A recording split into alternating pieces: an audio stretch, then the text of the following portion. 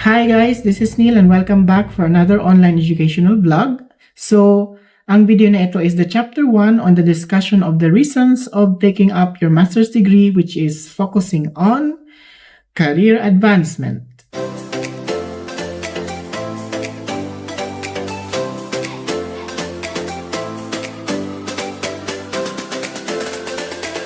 Career advancement kasi is a very important thing para sa akin na professional, para sa iyo na professional din na nagtatrabaho, kung businessman yan, it's very important thing na magkaroon ka ng career advancement.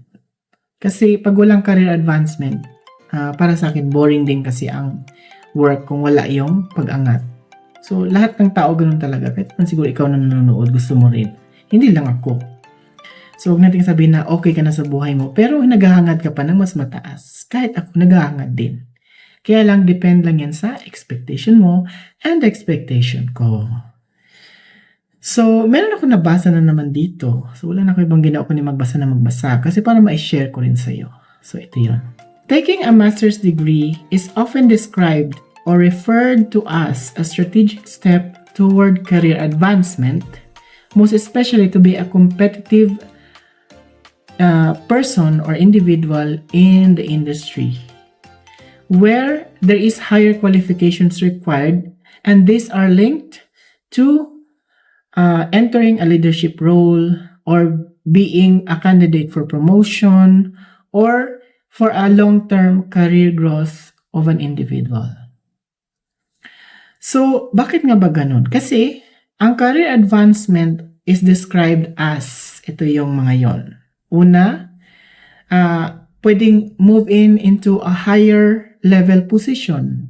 So, ano yung higher level position? Ito yung pangalawa. Yun yung pag-take or pag-undergo into the leadership role. So, ano bang leadership role? Pag-manage ng mga tao, managing the schedule, working allocations, job assignments, taking greater responsibilities and influence. So, pag naging manager ka kasi, mas laki talaga ang responsibilidad mo. Mas malawak. So, kung dati staff ka lang, dito ka lang dyan. Pag manager ka na, pag ganun yun. Habang lumalaki, lumalawak. Gumaganon. So, yun yun. Kung hindi nga lang, nagba-branch pa ng ganun. So, maraming klaseng, maraming klaseng responsibilities. Kasi, bakit? Andun ka na sa, ito ka na top ka na So, nandun ka na sa top level. Andito yung mga tao sa mid dito. Meron pang mas nasa baba. So, ikaw ang nag-oversee ng lahat ng yan. Yun yung pagiging manager. And plus, sa pagiging leader kasi sa business or leader sa organization, meron ka kasing certain professional recognition and stability as that person na nag-take up ng leadership role na moving on to a new role na mas mataas pa kaysa normal level of employee. So, yun yun. Yun ang career advancement. Ang sinasabi nga kasi ng iba, hindi ko lang alam kung meron pa itong practice na ito na kapag ikaw ay tumaas ang sahod mo ng konti, career advancement na yun. Sa akin, hindi. Kasi alam ko talaga noon pa, pag sinabing career advancement, umakyat ang position mo rather than sa tumaas ang sahod mo. Kasi ang reality niyan, kapag umakyat ang position mo, susunod yung sahod mo, aakyat din yan. Yun yung reality doon. So yun nga lang kasi, maraming hindi nakakaintindi dyan. Kaya sabi na, okay na ako dito sa position ko. So paano naman nakakasupport ang pagkuha ng master's degree patungo sa pag-advance ng iyong career or pagkakaroon ng promotion, possibilities sa trabaho? So, mayroon kasi mga reason talaga yan. So, ito yung pinaka-first reason. Ang pagkakaroon kasi ng master's degree will be one reason for you to qualify or be qualified for a senior role. So, kung maganda ang performance mo sa trabaho, pero wala ka naman ng qualification na hinanap niya, hindi ka rin maka-qualify to be promoted to the next level. So, yun yung isa sa pinaka-importante. Kasi may mga company na at a certain level, nagre-require talaga sila ng mga certain qualification din, especially educational qualification. Next is related pa rin dito, yung maraming organization na nagre-require talaga ng master's degree kung meron kang ipopromote or ipopromote ka nila as a manager, as a director, or with a special yung specialization, something like consultant ba, ganun. Kailangan nila ng specialized degree sa ganun. So kapag wala ka nun at qualified ka naman, kung connected ka sa kanila or very well ang connection mo, siguro mapopromote ka. Pero kung as a normal na work hard talaga, work hard plus your degree or higher degree. Yun yung way dyan to be promoted. Next is the leadership and management skills. So, tinuturuan ka kasi ng master's program or master's degree na magkaroon ng mga skills na kagaya nito. So, strategic thinking, decision making, team leadership, project management. So, lahat ng mga yan, nai-incorporate yan sa pagkakatuto ng mga skills which is nandoon sa pagkuha ng or way doon sa pagkuha ng master's degree. So, lahat talaga yan meron. Kasi nga, lahat yan is dinaanan ko rin naman. Kasi dati hindi ako strategic mag-isip. Pag minsan, alam mo yung, yung problemado na yung mga tao, pati ako problemado na rin. Mga ganun ako dati. Hindi ako makapag-desisyon, takot akong masisi. Parang wala akong trust sa decision ko. Nung hindi pa ako nagma-masters, parang laging nagko-consult ako sa boss. Ngayon, hindi na ako nagko-consult. Sinasabi ko, tapos na yan. Mga ganun na. Mas malakas ang loob mo kapag meron kang specialized na tool or education sa isang bagay na gusto mong gawin at gusto mong i-control na ikaw mismo ang nagko-control. Yun yung kagandahan doon. Team leadership. So, alam mo na mag-lead ng team. Alam mo na magpaliwanag na hindi ka magmukhang bad sa kanila. Kasi normally, pag manager talaga ang kinakatakot ng karamihan, magmumukha ka rin masama sa staff. Yes, a bit 50-50. Minsan kailangan mo mukhang masama, minsan kailangan mukha kang mabuti. Minsan level ka dapat, neutral lang. Minsan ikaw ay boss na mag-order, minsan naman ikaw ay ka-level, minsan ikaw ay nasa baba. So alam mo dapat i-adjust yung tatlong yan. Kasi pag alam mo, hindi ka magkakaroon ng maraming complaints sa mga staff. Ako kasi nung unang-una kong nag-enter ng position, dami ko talagang complaint kasi hindi ko alam i-control. Ngayon kasi, sanay na ako. And, yun nga, sa tulong ng master's degree, mas naiintindihan ko kung paano mag-handle ng operations, job assignments, scheduling, at yung tao. So, next reason naman tayo, which is competitive edge in promotion. Yes, yun nga, kasi ang master's degree differentiates you from the competitors to get the promotion, especially sa educational level at lalo kung magaling ka mag-perform talaga ng trabaho and you are delivering your results or solidified result na kahit with immense pressure pa yan, kaya mong i-deliver on time or earlier than that. Yun yung isa sa mga advantage mo sa ibang competitor mo sa promotion kung meron ka nun. Fourth is the access to specialized roles. Yes, kasi ang pagkakaroon ng advanced degree like the master's degree or postgraduate degree, pwede ka kasi mag-move into a specialized role or expert position. So, yun yung isa sa, again, advantage yan. Yun yung parang nag-take on ka ng mga roles na with a deeper technicality or analytical knowledge na kailangan. Kasi meron ka na nga nun sa pagkuha ng master's degree. Provided na in-apply mong mabuti kung ano yung dapat mong matutunan sa pagkuha ng degree na yon. So, number 5 is the recognition and credibility. So, recognition and credibility, of course, meron kang mas maraming knowledge, mas marami ka ng alam na gawin. Left and right na yan, front and back. Kahit babalik-balik rin ka, alam mo na kung anong gagawin. Mas malakas ka mag-trust sa decision mo. Hindi lang dahil dun sa pinagkakatiwalaan mo yung sarili mo, kundi mas na-analyze mo ano ang magiging result ng mga yun. And pag ganyan kasi ang nangyayari, mas capable ka of handling more complicated task or mas more complex pa siya kaysa normal na problem sa business, sa trabaho, or organization. So, yun yung kagandahan sa pagkuha ng master's degree. And kasi yung mga yan, kung ikaw ay merong or ikaw ay credible na manager kasi, mas nagkakaroon ka kasi ng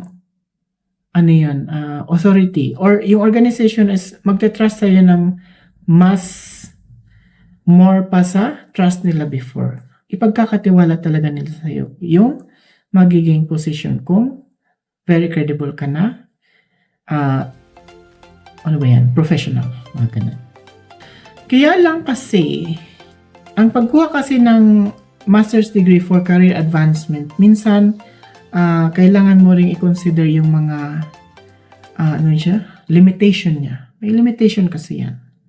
So una, ito yung limitations to consider na dapat mong tignan, which is experience is still highly valued. Yes, kasi hindi lang ibig sabihin na may master's degree ka is very well experienced ka. Yun yung sinasabi ko na sa unang video or sa main content nito na ang master's degree is going to reduce only the required years of experience. It can cover doon sa experience na yun. Pero it cannot cover a full. Partial lang din. Nakakatulong lang siya to make your qualification stronger. Pero hindi siya stronger in a way na siya na ang mag-justify ng lahat ng experience na wala ka, na work experience, na work exposure. Hindi din yun ang role ng master's degree. So, kailangan mong tingnan yan. Next reason is, some industries prioritize skills over qualifications. Yes, kasi may mga certain industries talaga like the technical industries na mas gusto nila yung actual experience mo kaysa educational level. So, yun. Kailangan mong i-consider yung area na yan. Kung sa business lang yan na normal business or general, okay lang yun. Pero kung sa technical na kailangan mo ng specification, hindi ganun kadaling i-justify ang pagkakaroon ng master's degree. So, based on experience niya, alam ko yan. Next reason is the limitations on promotion opportunities which depends on the organizational structure. Yes, kasi kung hindi nga kasi align doon sa structure ng organization, yung susunod na position na pwedeng ibigay sa iyo, hindi mo na makukuha kahit may master's degree ka pa. Yun yung limitation dyan. So, kailangan, kapag kumuha ka ng master's degree, ang vision mo na nandito, naintindihan mo rin na dito yan, mag-a-align yan. Kasi kung hindi nag-a-align yan, hindi mo rin naintindihan ang purpose ng pagkuha ng master's degree for your career advancement. So, ano nga ba ang mga key factors na nakaka-influence sa pagkuha ng master's degree for a career advancement? So, ito yung una. Industry requirements. So, industry requirements, so yung mga field kagaya ng education, healthcare, engineering, or business, minsan naghahanap ng favorable or require siya talaga na magkaroon ng advanced degree. So, may mga certain kasi. So, like sa teacher, yes, education talaga number one. Hindi ka basta-basta mapopromote ng wala yung higher education. Kasi most ng mga teacher, para makarating yan into principal as early as possible, kukuha yan ng master's, PhD, para makarating into like OIC, head teacher, hanggang sa principal 1, principal 2, principal 3, principal 4. So, yun yun. Sa engineering or healthcare, doon tayo sa engineering. So, ganun din sa amin sa engineering. Sa engineering kasi, hindi ka basta-basta magiging manager din talaga kung wala kang multiple na qualification. Hindi sila basta-basta. Kasi, meron ako mga katrabaho na more than, decades or 17 to 20 years na nagtatrabaho. Pero never pa rin na-promote ng hanggang doon sa managerial position. Kasi bakit? Wala yung eksaktong skills and ability na kailangan. Although alam niya yung buong trabaho, hindi naman niya alam kung paano patakbuhin yung nagtatrabaho under sa kanya. Kung sakaling siya na ang papatakbo ng lahat ng yan. So, yun yung isa sa mga reason dyan. Plus, kasi, meron kasi mga industry na mas napaprioritize yung skills and experience rather than educational level. So, meron din mga ganun kasi. Like, certain na actual talaga ang work sa mga engineer, mas priority nila yung skills and experience. Kasi yung mga gaya ko na manager sa engineering, hindi naman kasi ako specifically talaga na nag-construction engineer, nag-building engineer, or nag-marine engineer, or nag-electrical engineer. So, sa construction, hindi ako pwede doon na kumuha ng same position. Dito lang ako sa management ng maintenance team kasi nga, iba yung skills and experience na kailangan doon compare doon sa light area na pinagtatrabuhan ko sa hospitality. So, isa yun sa naintindihan ko dyan. So, move on tayo sa next factor which is the work experience. Yes, gaya nga ng sabi ko sa mga previous video, mas heavy ang impact ng master's degree combined with your relevant work experience. Kasi ang pagkuha ng master's degree kung hindi naman relevant sa work experience mo, then it will become useless din yan. So, yun yung point doon.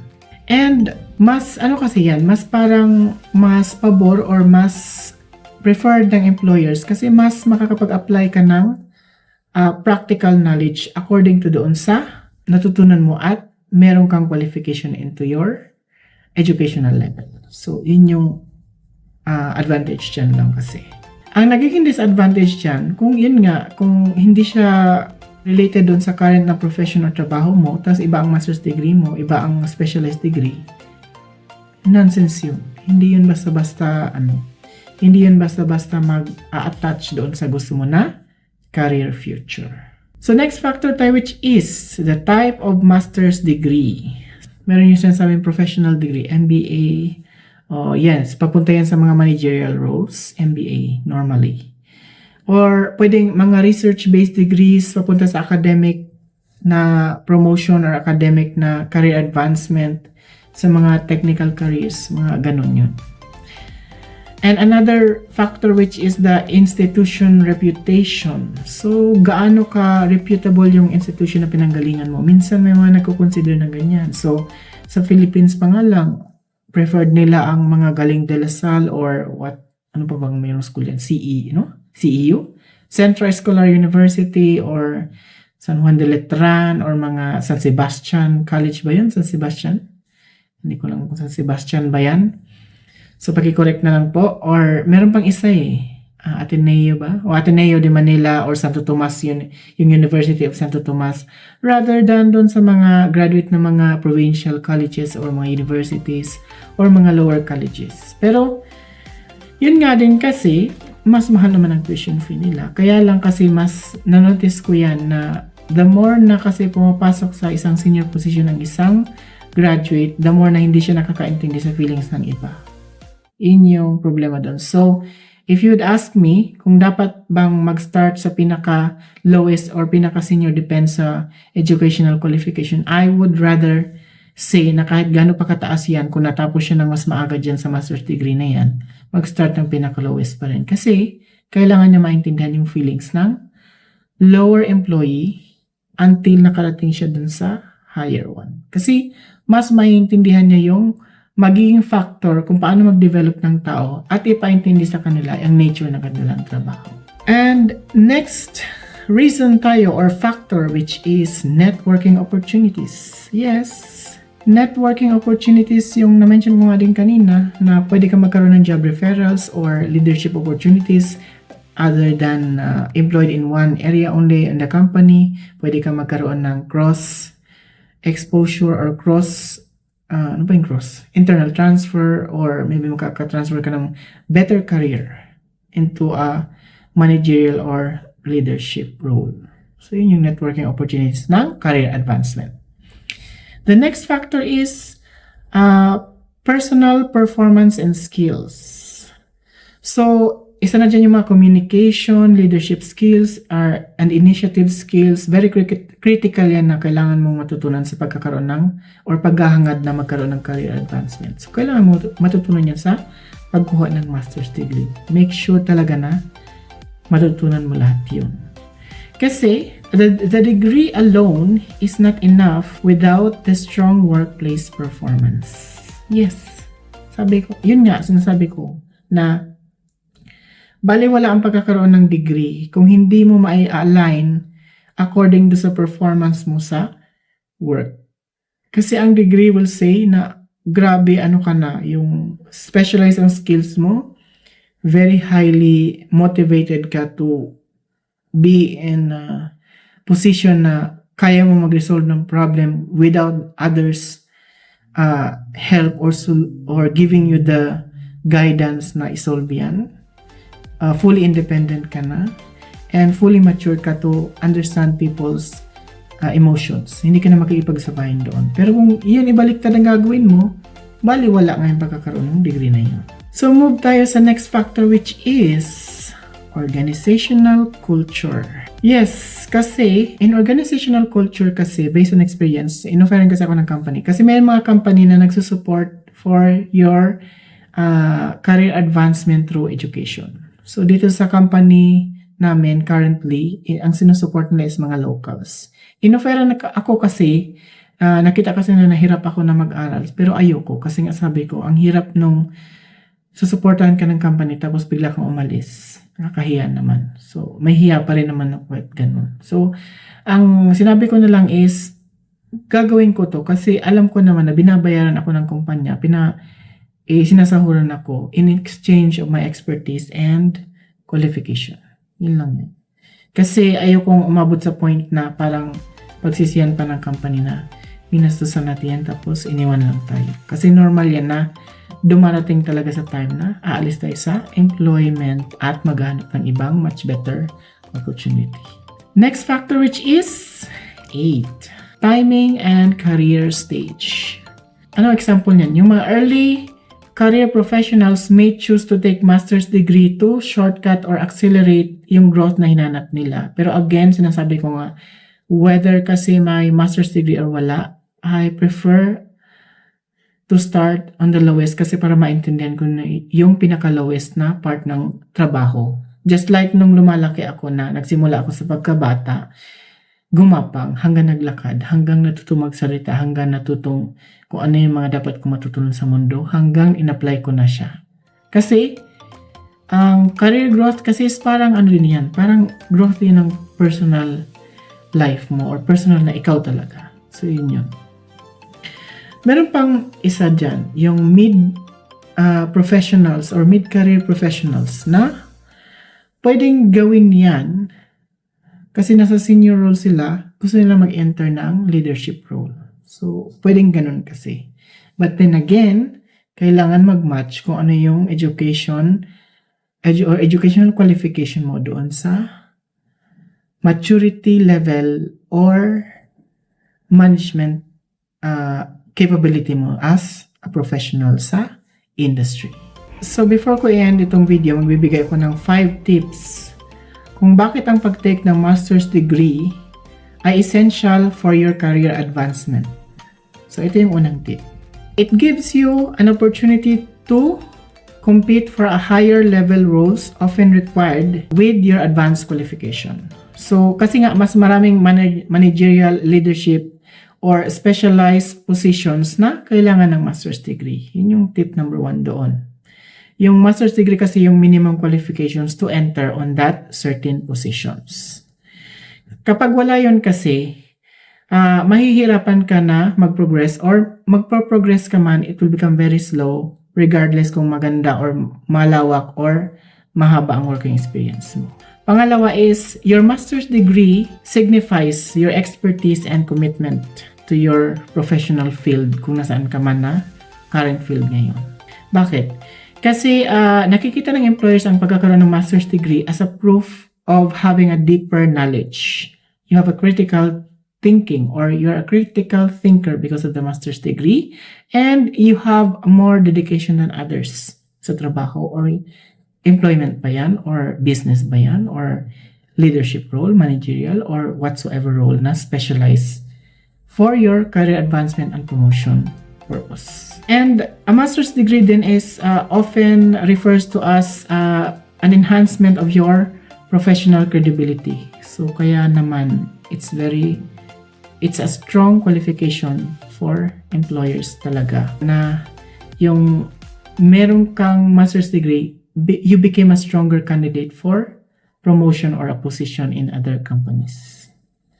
Third tip is you will have a competitive advantage in the job market kung ikaw ay nakatapos ng master's degree. Yes.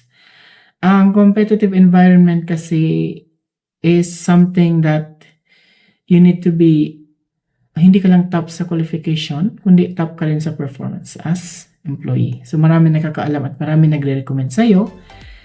Yun yung differentiate sa'yo from other candidates or applicants sa trabaho. And another thing is that ang master's degree is an advanced educational level na pwede mag-open ng door for you to gain more experience and take more greater responsibilities and a better pay, of course, kasi magiging manager ka. Fourth tip is you will have access to leadership and decision-making roles. Yes, kasi ang master's degree program will give you an opportunity to learn or apply your strategic thinking, problem-solving skills, and management skills na very well improved and upgraded na doon sa pagkuha ng master's degree. Kasi ipiprepare ka niyan to undertake executive or leadership role or managerial role kung ikaw ay nasa lower position pa lamang. And it will equip you then na kailangan mo mag-take on ng more complex responsibilities rather than taking basic responsibility of the normal employee. So, yun ang pagkuha ng master's degree. Tip number 5 is taking a master's degree often expands your career opportunities and mobility. So, bakit? Kasi ang master's degree nga provides you opportunities to transfer in new industries or shine in another industry, global markets or international job markets, or pwede kang makakuha ng much better opportunity into or to the emerging sectors of business. So, mga startup ba? Mga ganun. And taking a master's degree also supports your career growth and a long-term professional flexibility. Kasi nga, mas marami ka nang alam and mas alam mo na yung mas gawin yung mga bagay-bagay. Mas strategic, analytical, and critical thinker ka na. So, nagkakaroon ka na ng way on how to adapt the changing market demands of like kung ano yung profession na kailangan nila, kung ano yung klaseng manager ang dapat, paano mag-adjust according to the demands of the market, sa tao. So, marami ka nang natutunan na skills and abilities. So, just before to end lang sa video na ito lang yung masasabi ko dyan.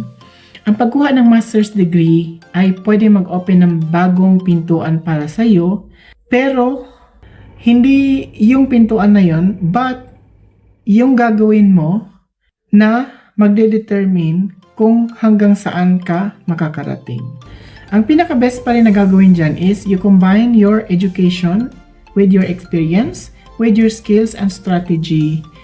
Yun ay makakatulong talaga ng mas malaki para mag-advance ka sa iyong career.